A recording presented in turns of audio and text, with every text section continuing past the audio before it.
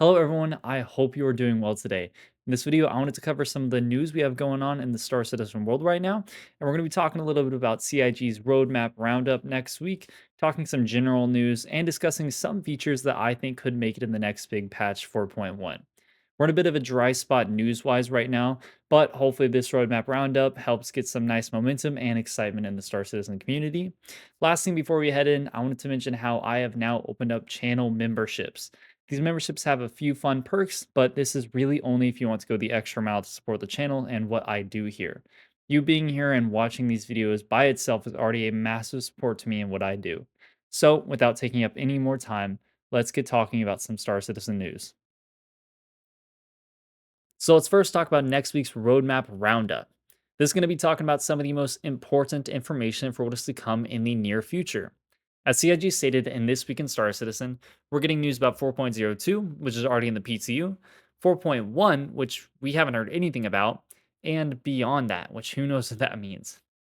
Now, if you're unfamiliar with these types of updates, they typically happen every 2 weeks once they get the first one out of the way in the new year, and they typically involve just any updates to the roadmap. So the release view, if they add a patch, they'll add the features and content for that patch, as well as in following roadmap updates, they'll typically say like, "Hey, it's staying the same." They're taking things off or they're adding things on. It all depends on how development is going. They also sometimes update the progress tracker. Now, we actually have a confirmation that this will be getting updated for next week's roadmap update. So that's really big news. But that is not something that happens very often. And we'll get to that in just a second. Now, to what we'll actually be getting in this update 4.02 stuff, I don't think it's going to be anything new. Probably just stating, hey, this is what's going to be in that patch. It's going to release in the next week or two. Supplier die, we already know a lot about. So nothing crazy going on there. 4.1, on the other hand, is a pretty massive deal in my opinion. I didn't think they would even talk about 4.1 for a while, but here we are. They're going to probably add it to the release view and what's going to be in that patch. I do anticipate, unfortunately, that this patch will be lighter with features comparatively to what we got last year. But on the other hand, I still do think we're going to get a good bit of content and features for this update.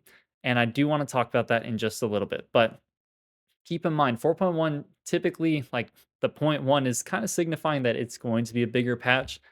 It's a little bit confusing right now because CIG is saying like, hey, we're doing monthly patches, and now they're talking about 4.1. So we'll really have to get a better understanding of what they mean with that. Now, moving on to the progress tracker. This is a whole nother beast when it comes to information.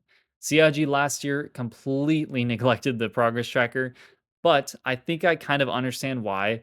Is with CitizenCon and the 1.0 outline, if you updated the progress tracker last year as much as we really wanted them to, they would have spoiled a ton of the stuff that they talked about at CitizenCon. Now that they got that stuff all out of the way, it's the cat's out of the bag that we know what 1.0 will have. I anticipate that this progress tracker update will have a ton of that 1.0 info that we really want to hear about. It's not going to be anything super useful. It's just going to be reaffirming, like, hey, we're working on this stuff. This team is working on this for this amount of time. And this is like a brief description of what they're working on.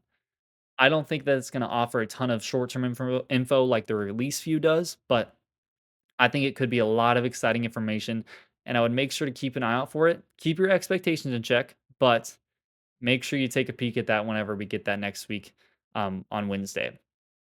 Now, for that more short term stuff, 4.1, what are we getting in that patch? Weapons, content, features, all these different things. I do want to take a second to speculate about a couple things. Keep in mind, this is all based off of guessing and what I think could come in the patch. If it sounds bizarre, it might be. I'm just going off of what I think could come, and if you disagree with me, I'd love to hear what you think will be in the 4.1 patch down below, but this is just what I think could be there. First things first, the Volt weapons. I think this one's pretty obvious given the recent comms dive from CIG. They talked about how this is looking at a Q2 release, and it's very clear that these weapons are in the final stages of development. There's still a chance we don't see these until a later patch, as it's felt like these weapons have been ready for almost a year now. So, again, there's still a chance they don't make it. But given how transparent they were about the release window, all the details about the weapons, I think that there's a decent chance we get it in 4.1. I am personally super excited about the Volt weapon lineup. I know it's only 4 weapons, and I know there's a ton of other things that they have been waiting to add or to get into the game, but these Volt weapons are a great start to that.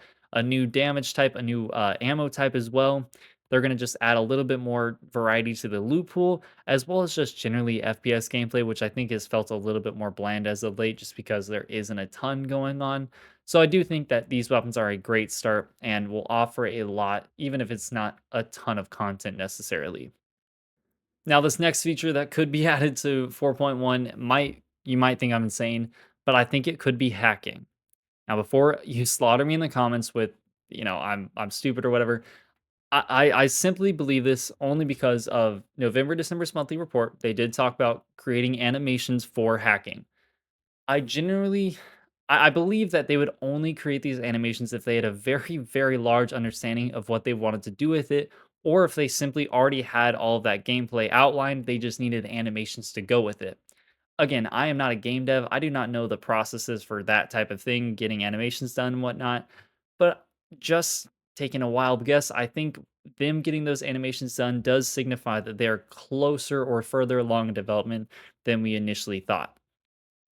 That and there was a few leaked lines of data in I think the 4.02 build that talked about some like data download stuff.